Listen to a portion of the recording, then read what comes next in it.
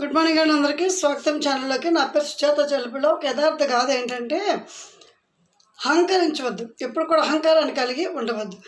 ఎన్నున్నా ఎప్పుడు ఎవరికి ఏది అవసరం అవుతుందో తెలియదు ఈ లోకంలో. ఒకరోజు ఒక జ్ఞాని వద్దకు ఒక కోటీశ్వరుడు వచ్చి, స్వామి నా దగ్గర కోటాను కోట్ల డబ్బు ఉంది, పూర్తి ఆరోగ్యవంతుడిని, నేను ఎవరిపైన ఆధారపడాల్సిన పని లేదు, ఎవరిని సహాయం చేయమని అర్థించాల్సిన అవసరం లేదు అని చాలా గొప్పగా చెప్పుకుంటున్నాడు. ఆ మాటలు విని జ్ఞాని నవ్వుతూ, బాబు నాతో కాస్త దూరం నడవగలవా అని అడిగాడు. అలా ఆయన అడగడంతో నిరాకరిస్తే బాగుండదని తలిచిన ఆ వ్యక్తి జ్ఞానితో కలిసి అడుగులు వేశాడు. అలా నడుస్తూ నడుస్తూ అలసిపోయిన వ్యక్తి ఏదైనా చెట్టు కనిపిస్తుందా, ఆ నీడలో కాసేపు సాధ తీరాలని చుట్టూ చూస్తున్నాడు. ఎక్కడ ఏ చెట్టు కనిపించడం లేదు. ఇది గమనించిన జ్ఞాని, ఏంటి బాబు వెతుకుతున్నావు అని అడిగాడు. అయ్యా చాలా దూరం వచ్చాము, కాసేపు చెట్టు నీడలోకి పోదాం అని చెప్పాడు. చెట్టు నీడ నీకెందుకు బాబు, నీ నీడలోనే నువ్వు సేద తీర్చుకో అన్నాడు జ్ఞాని. నా నీడలో నేను ఎలా అయ్యా అని ఆశ్చర్యంగా అడిగాడు కోటీశ్వరుడు.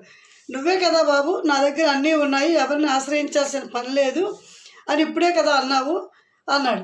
చూసావా, ఇప్పుడు నీ నీడ సైతం నీకు ఉపయోగపడలేదు అని చెప్పాడు. ఇప్పుడు ఆయనకి నిజంగానే జ్ఞానోదయం అయింది, ఏ చెట్టు కిందకి వెళ్లకుండానే. మనపైన మనకి నమ్మకం ఉండాలి, కానీ అహం ఉండకూడదు.